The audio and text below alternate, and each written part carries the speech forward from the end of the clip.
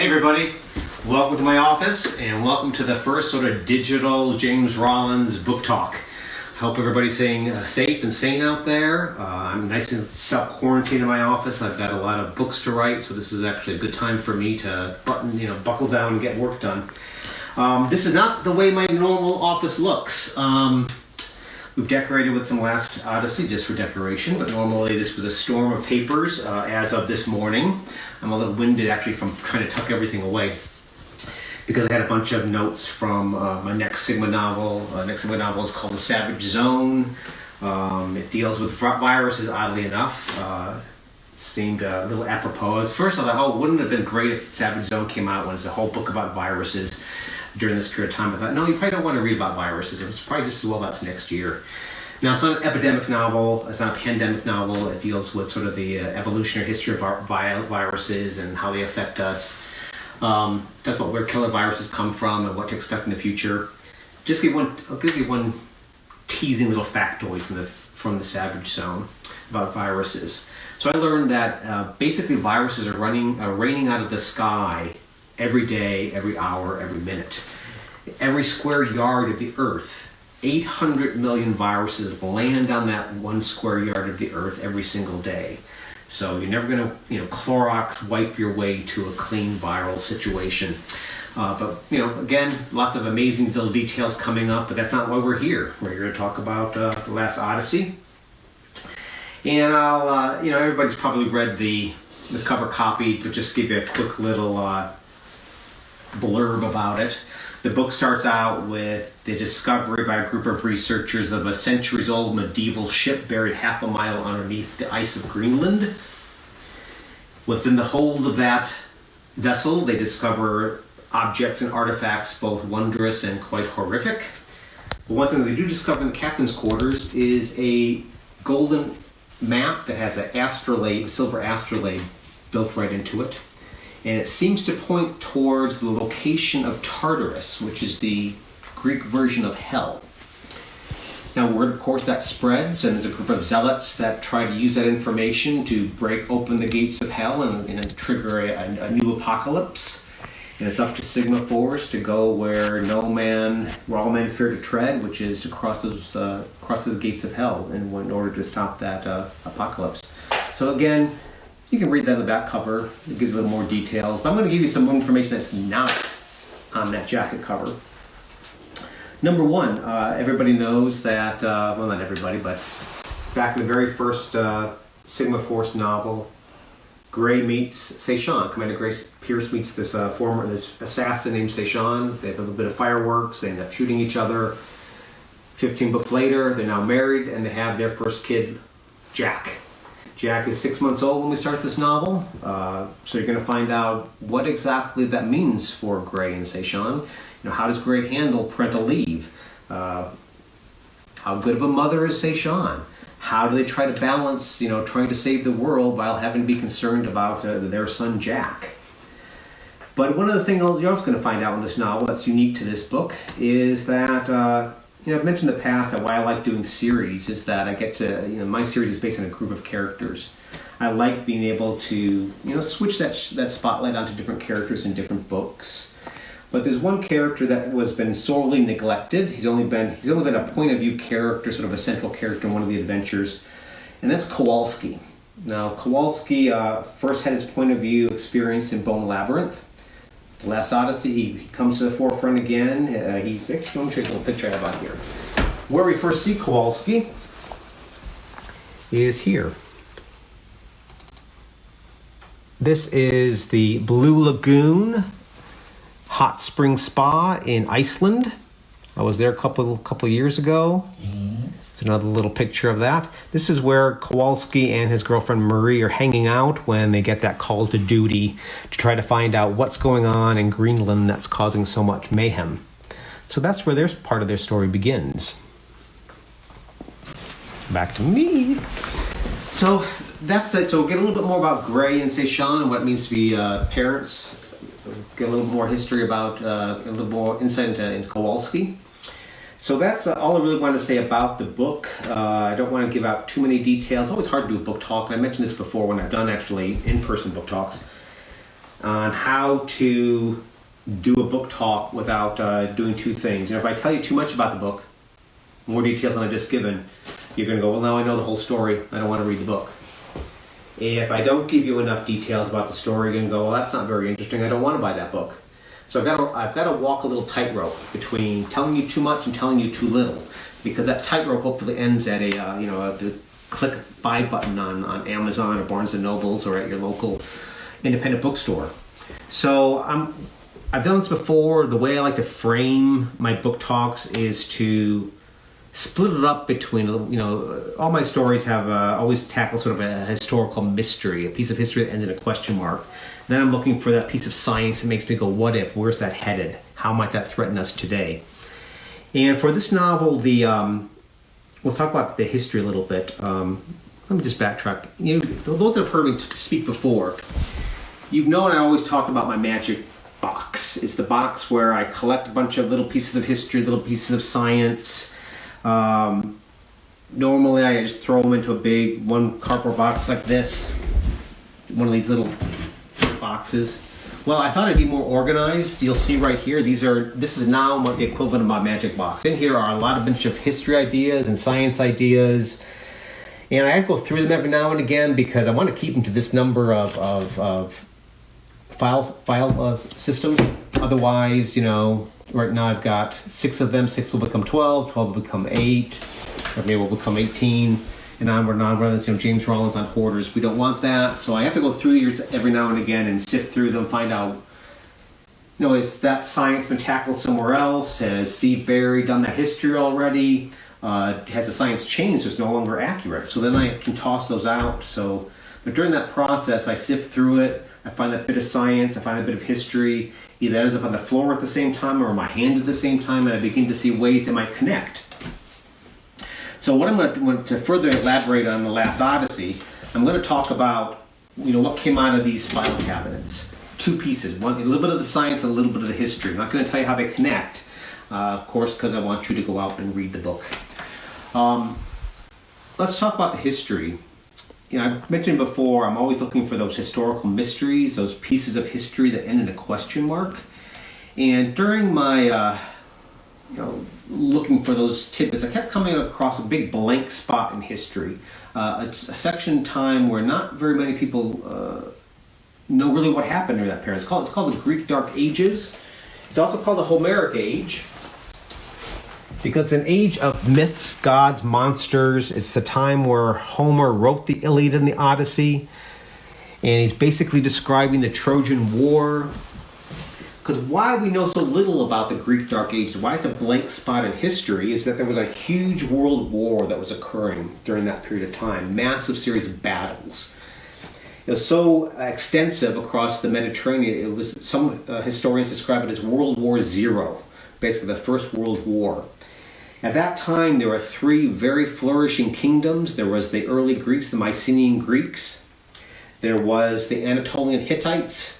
And they're the Egyptians. All 3 kingdoms were flourishing. They were just advancing and very creative. And all of a sudden, within a matter of a century or so, they all fell to ruin. There's a great war occurred.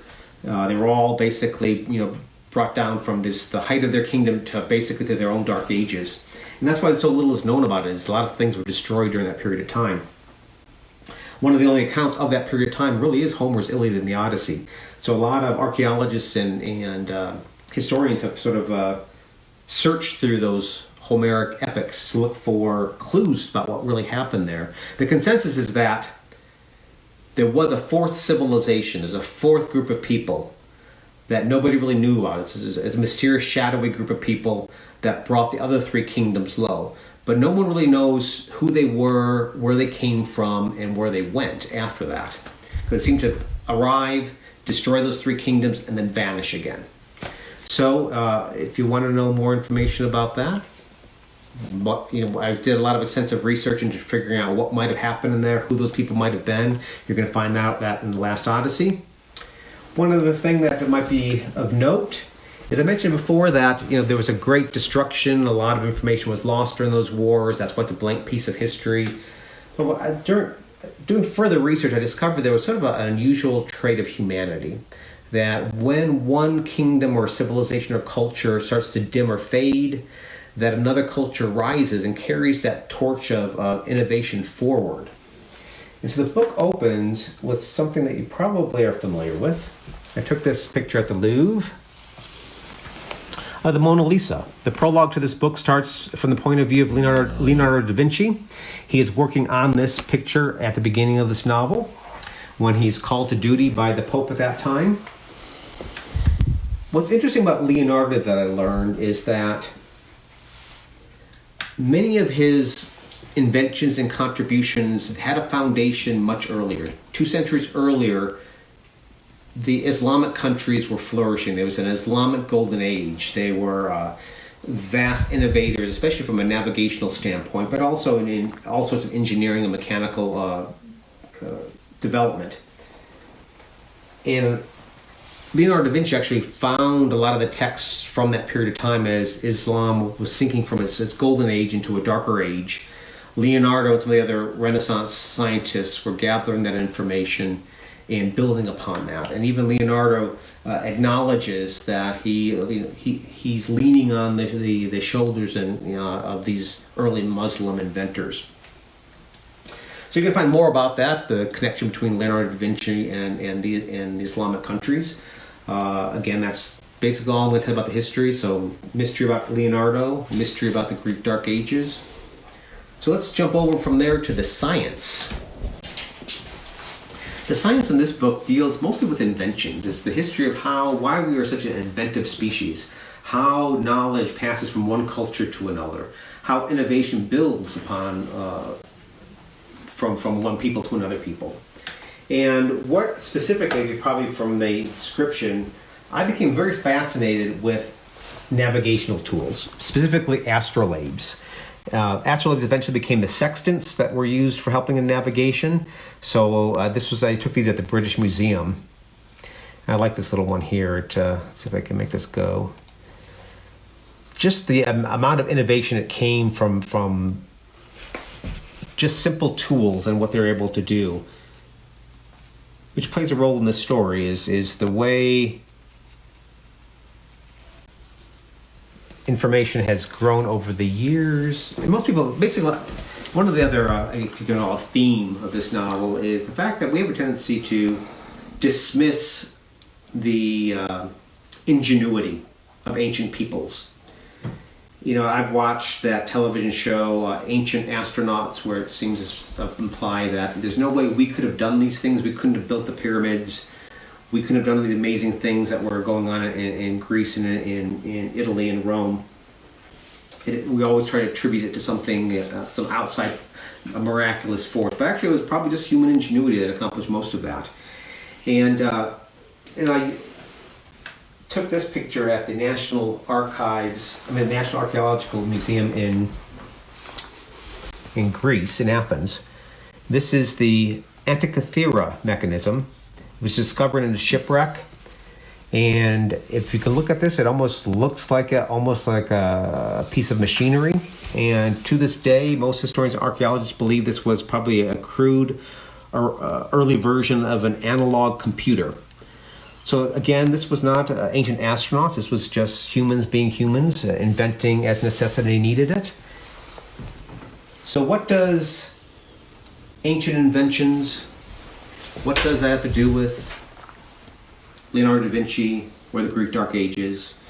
I'm not going to tell you, because that's the crux of the novel. I will hopefully people go out there and check out the book to find out, fill in those blanks themselves.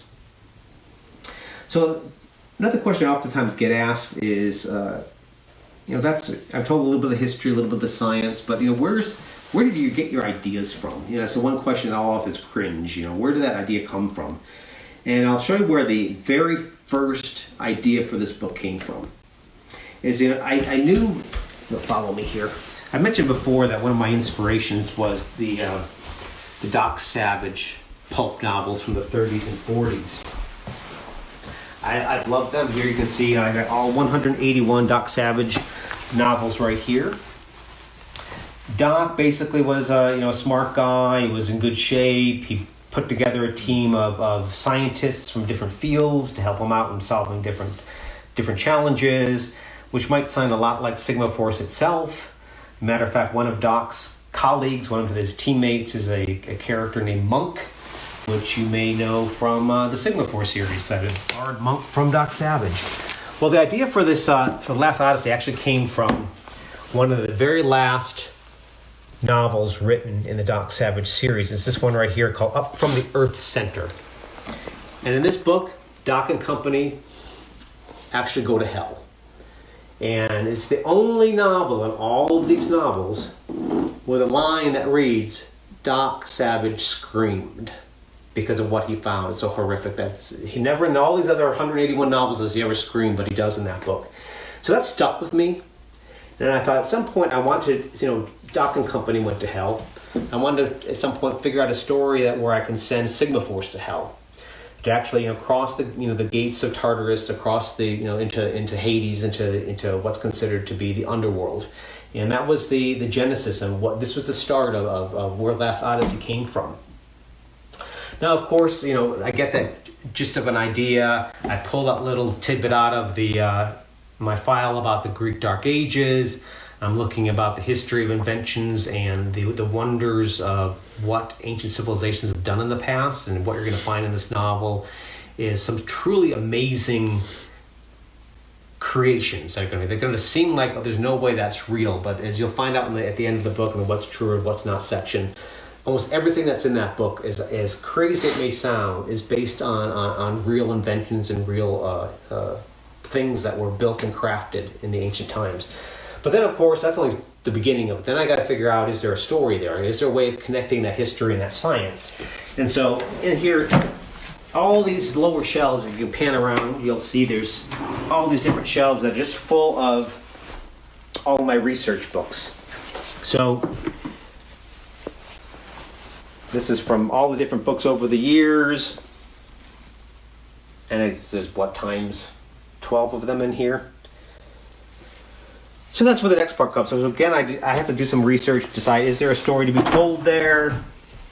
Then it becomes calling people and asking. I always tell people I'm a bit of a lazy researcher.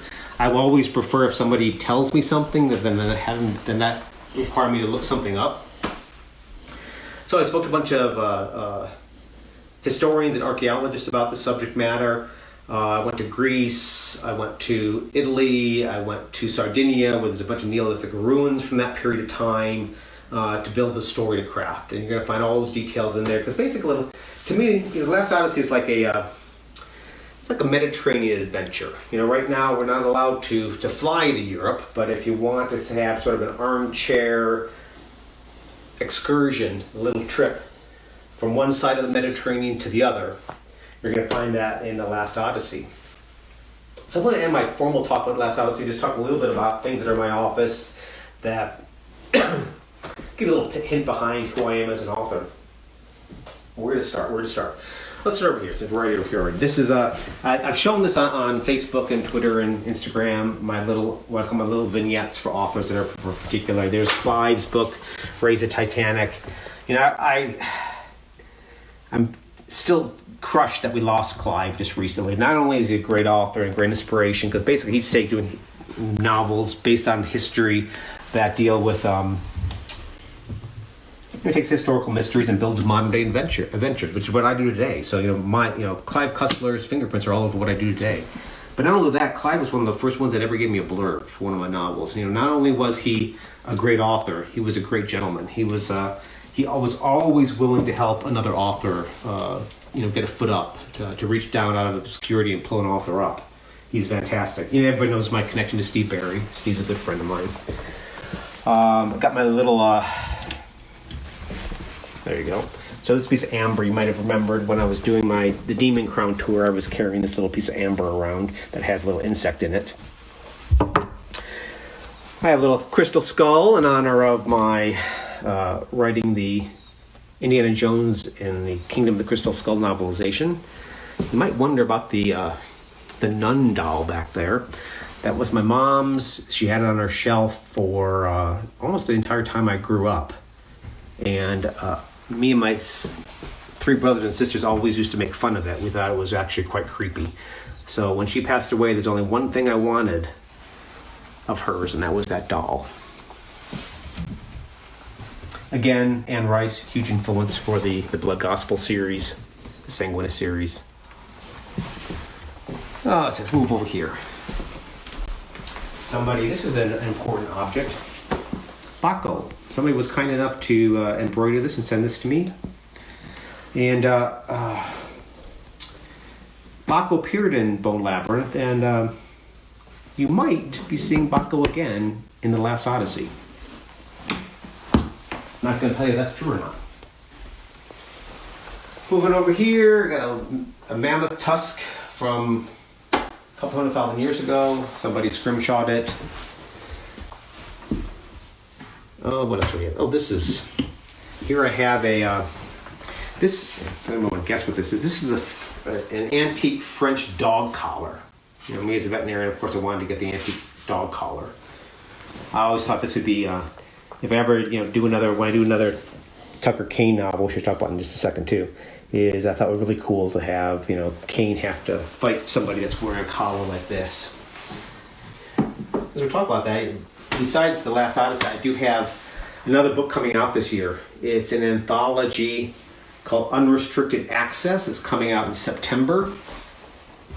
It basically has all of the short stories I've written over the 20 years of my career, all collected into one volume. Some of those are a little difficult to find. But I didn't want to just sell you old material. I've done introductions to each of those stories, or many of those stories, that will give you sort of a hint about my arc as a writer, because those introductions talk about why I wrote the story and where the idea came from. But I also wrote a brand new story. It's a novella. It's about a 100-page story featuring Tucker and his war dog Kane. So that's coming out in September. I hope everybody checks it out. So let's move on over to here. Of course, I've got my dog treats. I don't know if you've seen them yet because they're laying there. There's Echo down on the floor. I don't know where Duncan is, somewhere in this room. Hey, Dunk. Duncan up here. If you're ever missing a dog, there you go. You've been very patient, I know. There's my boy. There's the boy. All right. Now, I asked on Facebook about questions. I'm always curious, what people might wonder about. And I've got my little list of questions here in my rock star. Excuse me while I take a sip here. So I thought I'd just do a few questions. And then I've got a little contest I'm going to announce today. I'll do that after the Q&A. And then go from there. Questions? What type of music do you listen to when you're writing? When I first started writing, I was writing at my veterinary clinic. I was writing during my lunch hour because I had a bit of a break then. And so I like a bit of background. I don't actually like to write when it's quiet. I need noise and a little chaos going on around me, because when I started, there was dog barking, cats meowing, interrupted by the receptionist or telephone calls. So I don't like a room to be too quiet. But I found that if music has lyrics, it's sometimes hard for me to write, because then I start tuning into the lyrics or hearing the lyrics.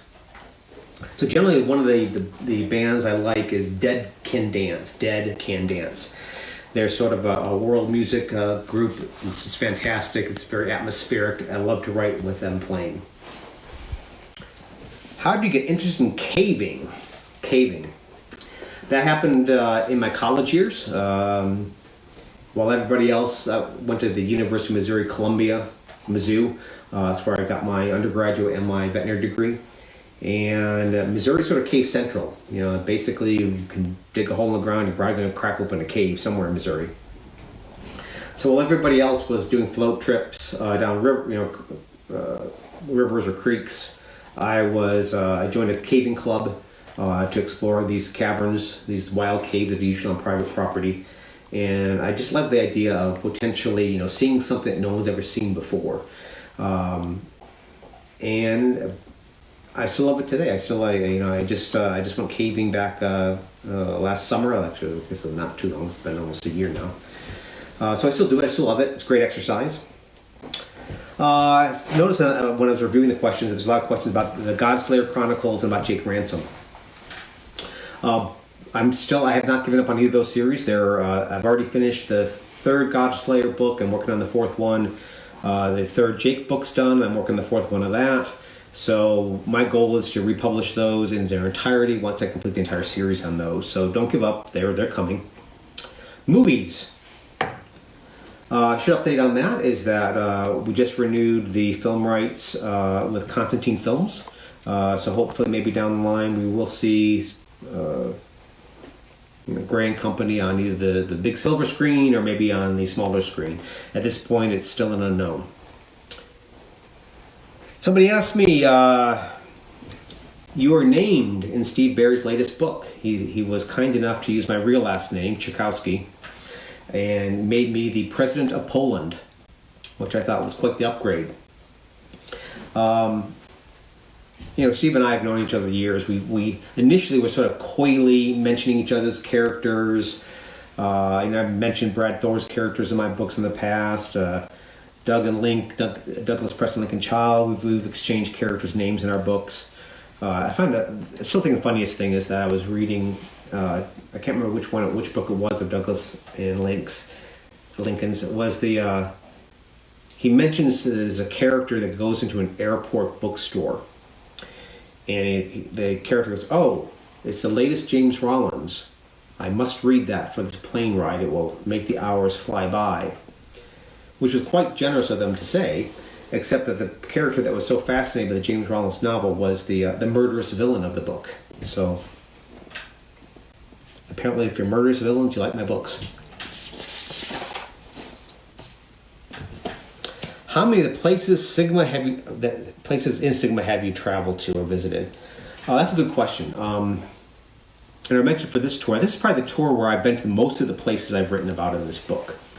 The only place I haven't been, I think, that's talked about in this book is Greenland itself. I'd like to get there at some point, but I've not been there. But I also don't want to give the impression that I travel to every place I go to and write about. Or that if you're a writer out there and you're thinking, gosh, I want to be, write an international thriller, but I don't have the time or the means in which to travel extensively around the world, you don't have to. I did a little spreadsheet at one point when Sandstorm came out, and at that point about 70% of the places I was writing about I had been to, but 30% I hadn't. As a matter of fact, for Sandstorm, which takes place mostly in Oman, never set foot in that country. So don't think that you can't write a story if you've not been there. There's plenty of resources in which you can get enough telling details. I like to call people and talk to people from those areas to get some hands, boots on the ground, feel for those places. So don't think that you have to go to those places to write about them. Tucker Wayne, we already talked about Tucker Wayne. How long is your writing process from concept to completion? Generally I've been doing 2 books a year, but there's always a little bit of overlap. But generally I'll do about 90 days, what I call big research. That's where I'm looking at the books, I'm starting to make my calls, I'm trying to get the thread of the story together, I'm building my skeletal outline. But I've not necessarily, I don't know everything, every detail. I don't know how A connects to B connects to C at that point. And then every single day that I write, there's more research. So there's about 90 days of research and building the outline, and then from there it takes me about maybe 6 to 7 months to do the first draft, and then maybe another month or 2 to polish. But there's an overlap. When I'm researching one novel, I'm oftentimes writing the other. So that's how I was able to get, even though it takes me about total 9-10 months to write a book, because of the overlap, I can almost get 2 books done a year. What are the main challenges you face as a writer? Well, right now it's coronavirus. That's the big challenge right now. Let's see. All your research you did for your novel, what's the one thing you learned that surprised you the most that you didn't know before you started the book? I don't think this is going to give anything away. A part of the story takes place in Castel Gandolfo, which is the Pope's summer palace. And just recently that the new Pope, for the first time, opened up Castel Gandolfo for tours. And during one of the tours, I discovered an interesting little factoid. that there's actually a group of children, or adults now, that are called the Pope's Children. And why they're called the Pope's Children is that during World War II, the Pope opened up Castle Gandolfo for refugees to be protected. Because Castle Gandolfo is still considered to be Vatican grounds, so they were able to rescue a lot of people and bivouac them on the grounds of Castle Gandolfo. In fact, they turned the Pope's bedchamber into a birthing chamber. So basically, there were children that were born during World War II in the Pope's bed at Castle Gandolfo, and because of that, they're considered to be the Pope's children. Just a weird little fact. I love finding those things out. Julia, hey Julia. Julia Sulin, Barbara Sulin. Do you own a personal copy of the first book of Deep Fathom? Yes, I do. I have all editions of Deep Fathom. Deep Fathom was my third novel. It was a mass paperback original. It wasn't a hardback when it first came out, though there was a hardback release later on down the line. And yes, of course, I have first editions of all my books. What was your favorite mystery book or author when you were a kid?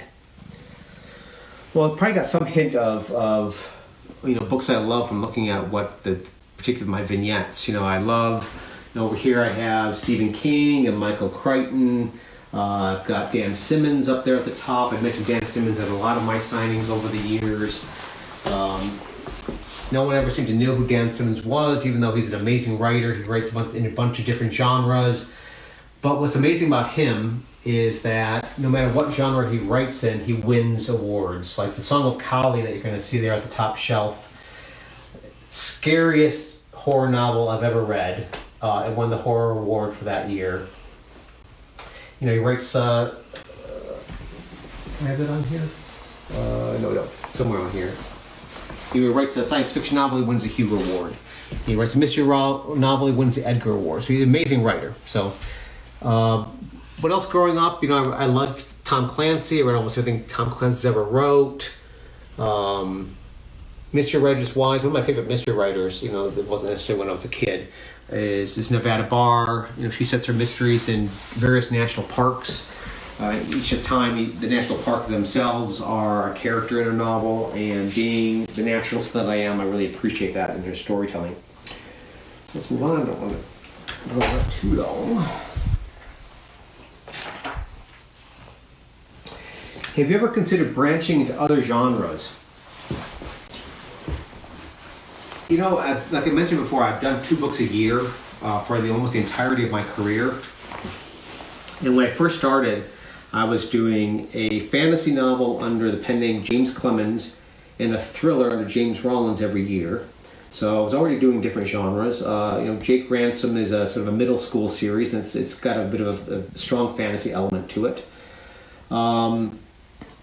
And I always like to do something different. I found that if I write a staccato-paced thriller after staccato-paced thriller after staccato-paced thriller, it might lend me towards getting bored, and readers have a really good nose on them. They will sense when a writer is bored with their own writing, and I never want to fall into that trap. I love writing for the simple reason that, I get to tell stories that I would love to read. When I'm writing my stories, I'm oftentimes laughing, my heart's pumping. When there's tragic losses in the novel, I tear up. To me, if I'm not excited about the novel, I don't think you're going to be. So one way to keep me fresh is I always try for that other book of the year to do something different. Whether it's to work with Rebecca Cantrell on the Sanguinus series, whether it's to do another Jake Ransom novel. Just announced recently I will be returning to my roots of fantasy. Coming out in the summer of 21 will be the first of a new fantasy series called Starless Crown. We'll have more details down the line about that. So yeah, I read a bunch of different genres growing up, which you might have guessed from looking at my library here. And by the way, this is not the entirety of my library. When I was trying to pick which books to put in this library, this section of my library, I did one of those, holding each book, and is this sparking joy? If it didn't spark enough joy, it got shipped up to the attic, because I have a whole other library up in the attic full of a ton of other books. But here are the books that I consider to be the most precious, the books that have significance to me. And if you go back and you look really closely through the video, you'll see that I've got science fiction, I've got fantasy, I've got thrillers, I've got horror. Because that's what I read growing up is genres of all sorts.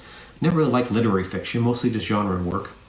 And so when it comes as a writer, the old adage is writers should write what they love to read, which was a challenge for me because I love to read so many different genres. It was hard for me to pick one. And even today, I still like to play around a little bit by jumping to different genres.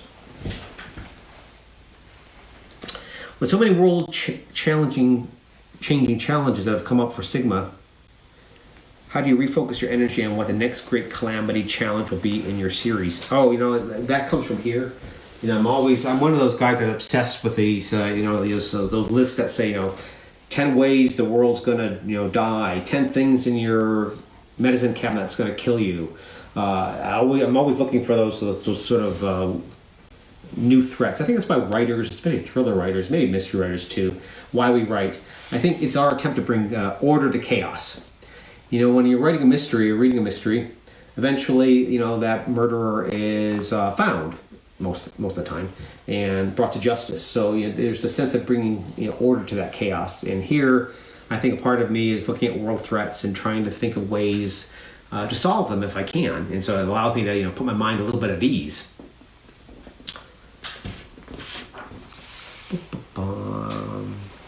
Any chance we can get Kowalski and Tucker Wayne in a spin-off novel or 7?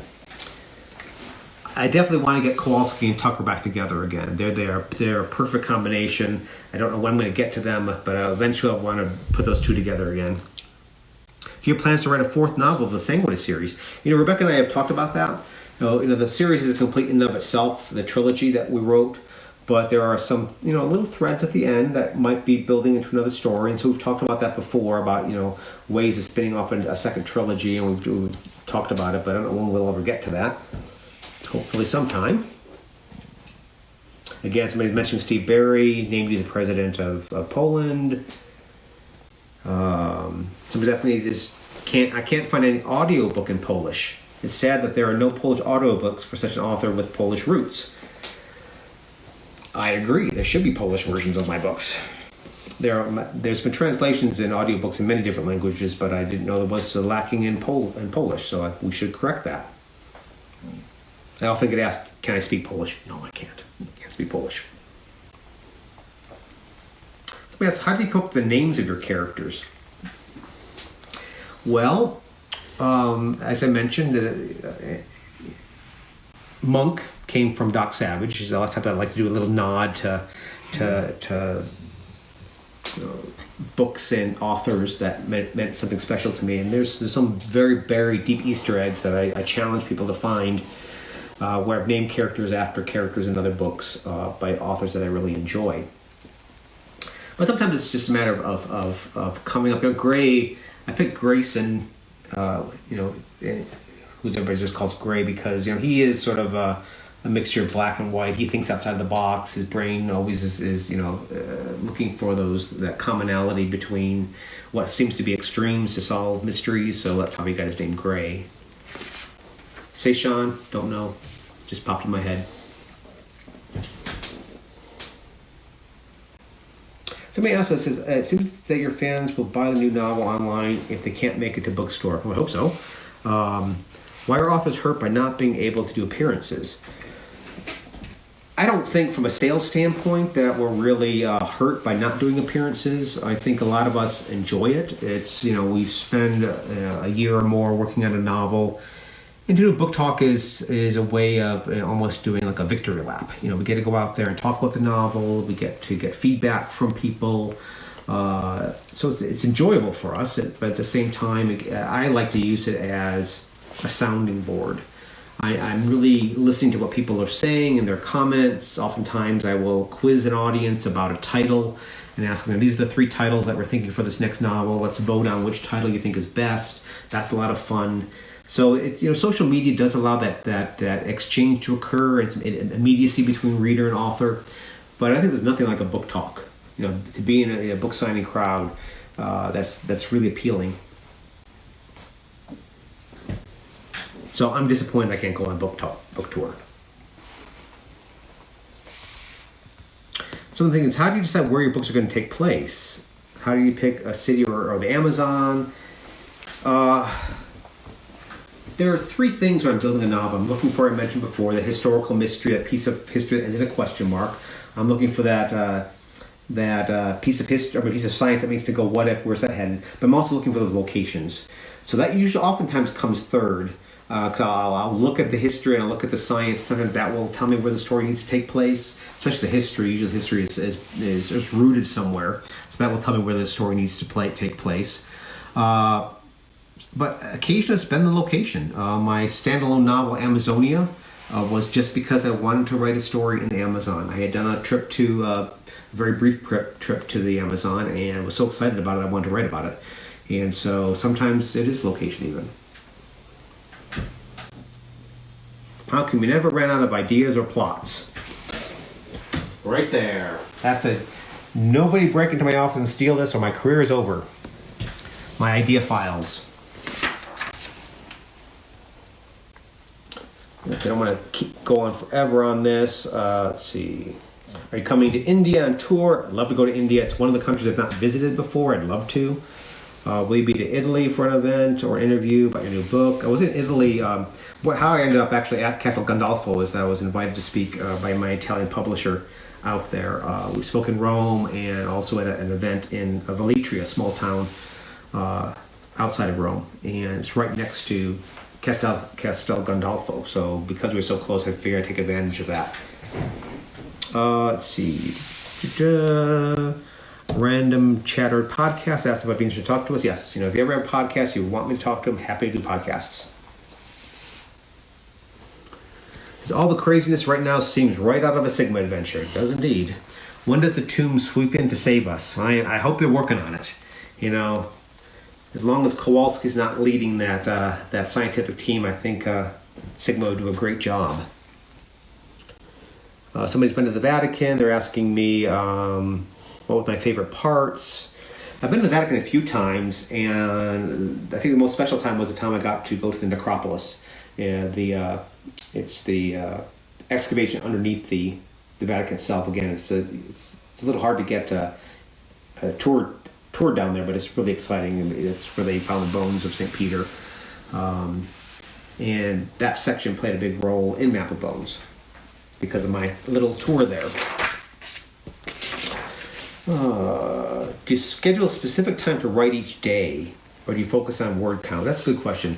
When I was writing initially and was working full-time as a veterinarian, I only had little cracks in time in which to write, and I had to figure out how to accommodate that. And so I said, okay, I'm going to write 3 pages a day. I'm going to make a commitment to myself to write 3 pages a day. And I kept qualifying. No, not 3 pages a day. Let's do 3 double-spaced pages a day, which is basically about a page and a half. And I don't want to do it every day. I'm just going to do 5 out of 7 days of the week. And once I got to that point, it felt comfortable for me. I could write that without feeling like it's overwhelming me. I could fit it in my schedule without feeling like I violated it if I can't get to it. I always thought, though, if I get rid of the rest of my day job, that I'd be much more productive. And I am. I write 5 double-spaced pages a day. I found I hit a wall about my 5th page. It takes me about an hour to write 1 page. So 5 pages is about 5 hours of work, and the rest of the day is usually research, calling people, the business side of writing. In regards to the schedule, I don't necessarily do a specific time. I do have that requirement to finish those 5 pages, and it becomes a bit of a carrot and a stick for me.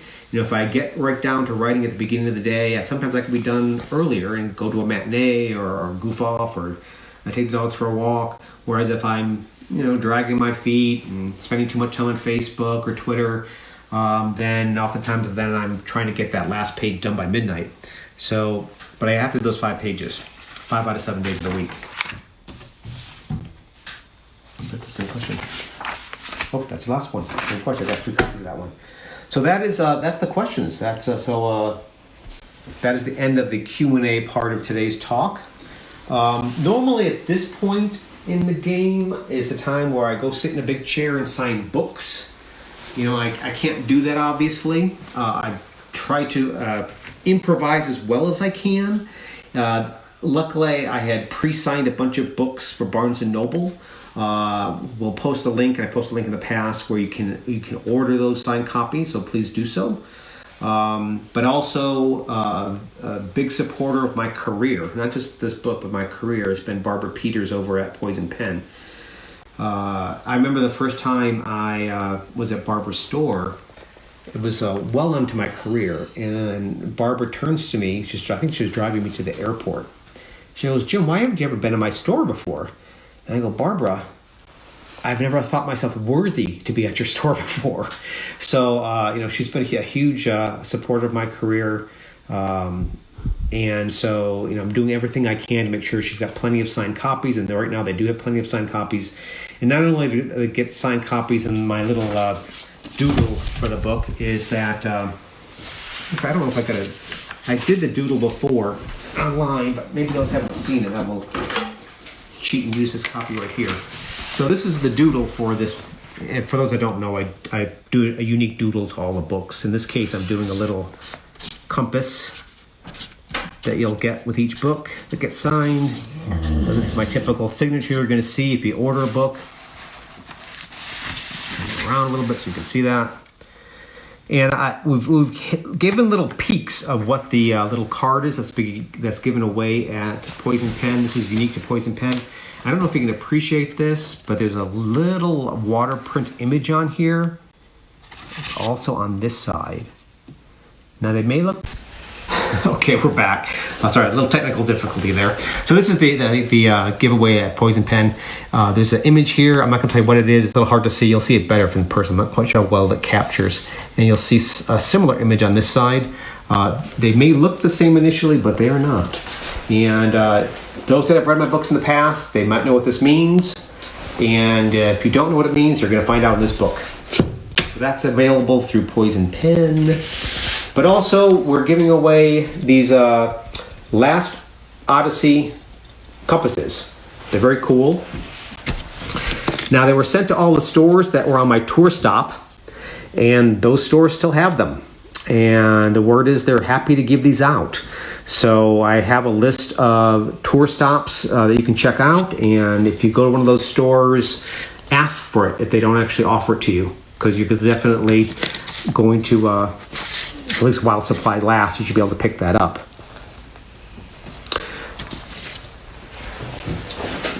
Also, I've got a supply of these. So I talked about before about a little contest. If you sign up for our newsletter, I'll be announcing the contest on the newsletter. I'll give it. Basically, it's going to be asking people to post pictures of them with the book, showing how they're surviving the pandemic. We'll have links on how to do that in the newsletter. And for the first 2 weeks, we'll be giving away 15 of these compasses to the 15 of the people that send pictures. We'll look for the ones that seem the most intriguing or most interesting, and we'll send them the compasses.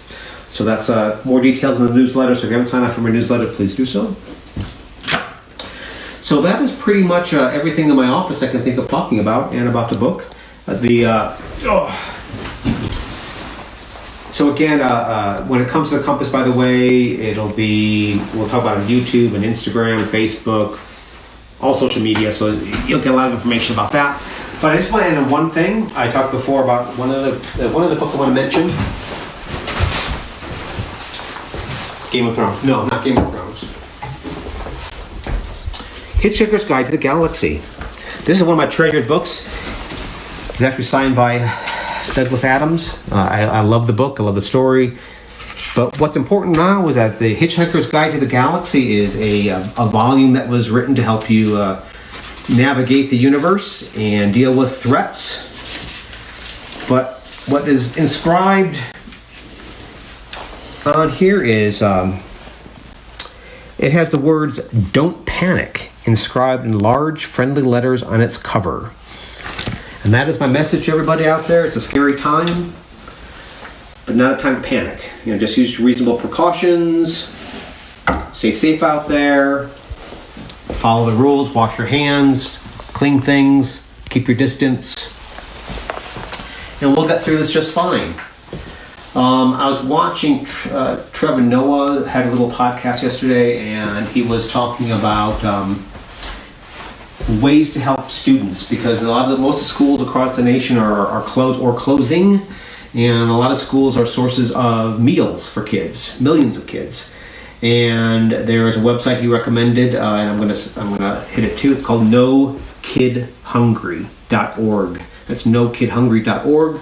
I've donated some money today to that organization that helps feed those kids that might not get fed. Also I have a link also to help support independent bookstores that are struggling right now.